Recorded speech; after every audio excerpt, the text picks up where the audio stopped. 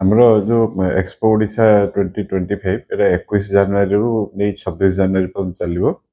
ଆଉ ୟାର main objective ହେଉଛି କି ଧରନ୍ତୁ ବାଲେଶ୍ୱରରେ ଯେଉଁ ମାଇକ୍ରୋ ସ୍ମଲ୍ ବା ମିଡ଼ିୟମ୍ ଏଣ୍ଟରପ୍ରାଇଜ୍ ଅଛନ୍ତି, ଯେଉଁମାନେ ମ୍ୟାନୁଫ୍ୟାକ୍ଚରିଂ ହଉ କି ସର୍ଭିସ୍ ସେକ୍ଟରରେ ହଉ କି ଟ୍ରେଡିଂରେ ହଉ, ତାଙ୍କୁ ଗୋଟେ ଅଣ୍ଡର ୱାନ୍ ରୁ ଗୋଟେ ଏକ୍ସପୋଜର ମିଳିବ କି ସେମାନେ ତାଙ୍କର ପ୍ରଡକ୍ଟ ଶୋକେସ୍ କରିପାରିବେ।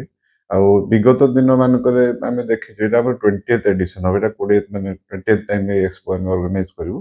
ତ ଆଗରୁ ପ୍ରାୟ ପ୍ରତ୍ୟେକ ଦିନରେ 25ରୁ 30 ହଜାର ଫୁଟଫଲ୍ ହୁଏ। ତ ପାଖାପାଖି 6 ଦିନ ଦେଖିବେ 1.5ରୁ 2 ଲକ୍ଷ ଲୋକଙ୍କ ଫୁଟଫଲ୍ ହୁଏ। ତ ଜଣେ ଯେଉଁ ଏକ୍ଜିବିଟର ବା ଯିଏ ପାର୍ଟିସିପେଣ୍ଟ ଅଛନ୍ତି ତାଙ୍କୁ ଗୋଟେ ଅପରଚ୍ୟୁନିଟି ମିଳିବ କି ଏକାଥରେ 1.5 ଲକ୍ଷ 2 ଲକ୍ଷ ଲୋକଙ୍କ ପାଖରେ ପହଞ୍ଚି ପାରିବା ପାଇଁ, ତାଙ୍କ ପ୍ରଡକ୍ଟଟା ଶୋକେସ୍ କରିବା ପାଇଁ।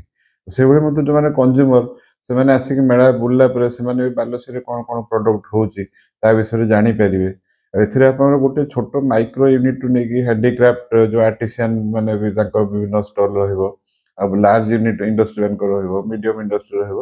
ତ ବିଭିନ୍ନ ହୋଟେଲ ଶିଳ୍ପ ତାଙ୍କର ମଧ୍ୟ ଷ୍ଟଲ୍ ସେମାନେ ଲଗେଇବେ। ତ ସମସ୍ତଙ୍କୁ ମାନେ ଜଣେ ଯିଏ ପାର୍ଟିସିପେଣ୍ଟ ତାଙ୍କୁ ଏକାଥରେ ଅପରଚ୍ୟୁନିଟି ମିଳିବ, ଏତେ ଲୋକଙ୍କ ପାଖରେ ଏକା ସାଙ୍ଗରେ ପହଞ୍ଚି ପାରିବେ। ଆଉ ଯେଉଁମାନେ ଭିଜିଟର ତାଙ୍କୁ ମଧ୍ୟ ଅପରଚ୍ୟୁନିଟି ମିଳିବ ଯେ ଏକାଥରେ ବିଭିନ୍ନ ପ୍ରଡକ୍ଟ ସେମାନେ ଅଣ୍ଡର ୱାନ୍ ରୁଫ୍ ଦେଖିପାରିବେ। ଆଉ ଏଇଟା ହେଉଛି ମେନ୍ ଅବଜେକ୍ଟିଭ ଆମର।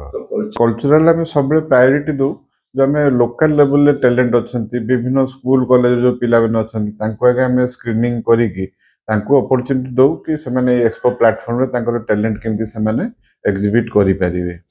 ଆଉ ତାପରେ ମଧ୍ୟ କିଛିଟା ଆମେ ଯେଉଁମାନେ ଓଲିଉଡ୍ ଆର୍ଟିଷ୍ଟ ବା ବଲିଉଡ୍ ଆର୍ଟିଷ୍ଟକୁ ଆମେ ତାଙ୍କୁ ଆଣୁ କି ତାଙ୍କ ଦ୍ୱାରା ମଧ୍ୟ ଯେଉଁମାନେ ଭିଜିଟର ଆସୁଛନ୍ତି ତାଙ୍କର ମନୋରଞ୍ଜନ ହେଇପାରିବ ଆଉ ଫୁଟଫଲ୍ ଟିକେ ବଢ଼ିବ ଏକ୍ଜିବିସନ୍। ହଁ, ନିଶ୍ଚିତ ଭାବରେ କି ଆମେ ତ ଆଜି ଏଇଟା ଏଇଥର ଯେଉଁ 20th ଏଡିସନ୍ ହେବ ଏକ୍ସପୋ ଓଡ଼ିଶାର, ତ ଆଗରୁ ଆମର ବାଲେଶ୍ୱର ଏବଂ ପାଖାପାଖି ଯେଉଁ ଲୋକ ଅଛନ୍ତି ତାଙ୍କର ମାନେ କୋଅପରେସନ୍ ପାଇଁ ଏକ୍ସପୋ ସବୁବେଳେ ସକ୍ସେସଫୁଲି ଆମେ ଅର୍ଗାନାଇଜ୍ କରି ଆସିଛୁ।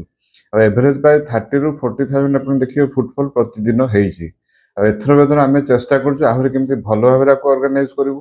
ଆମେ ବାଲେଶ୍ୱର ଜନସାଧାରଣ ସମସ୍ତଙ୍କୁ ଅନୁରୋଧ କରୁଛୁ କି ସେମାନେ ଆସନ୍ତୁ, ଯେଉଁ ବିଭିନ୍ନ ଷ୍ଟଲ୍ ବୁଲି ଦେଖନ୍ତୁ ଆମର ବାଲେଶ୍ୱରରେ କ'ଣ କ'ଣ ପ୍ରଡକ୍ଟ ତିଆରି ହେଉଛି ତାକୁ ସେମାନେ ଦେଖନ୍ତୁ ଏବଂ ତାକୁ ୟୁଜ୍ ମଧ୍ୟ କରନ୍ତୁ ନେଇକି। ଆଉ ବିଭିନ୍ନ ଯେଉଁ ଖାଦ୍ୟର ଭଲ ଭଲ ଷ୍ଟଲ୍ ମଧ୍ୟ ବାହାରୁ ଆସୁଛନ୍ତି, ଆମର ଲୋକାଲ ପାର୍ଟିସିପେଣ୍ଟ ମଧ୍ୟ ଅଛନ୍ତି, ତାକୁ ମଧ୍ୟ ଏନ୍ଜୟ କରନ୍ତୁ। ଯେଉଁ ବିଭିନ୍ନ ଏଣ୍ଟରଟେନମେଣ୍ଟ ପ୍ରୋଗ୍ରାମ ହେଉଛି ତାକୁ ମଧ୍ୟ ଏନ୍ଜୟ କରନ୍ତୁ। ଆଉ ମୁଁ ଆଉଥରେ Baleswar chamber of industry and commerce ଆମର ଯେଉଁ ସହଯୋଗୀ ସଂସ୍ଥା ଅଛନ୍ତି ଆମର district small scale industry association ବା ନୋସି, ସମସ୍ତଙ୍କ ତରଫରୁ ସବୁ ବାଲେଶ୍ୱରବାସୀଙ୍କୁ ଅନୁରୋଧ କରୁଛି ସେମାନେ ଆସି ଏକ୍ସପୋ 2025ର ବେନିଫିଟ୍ ନିଅନ୍ତୁ ଏବଂ ଏନ୍ଜୟ କରନ୍ତୁ।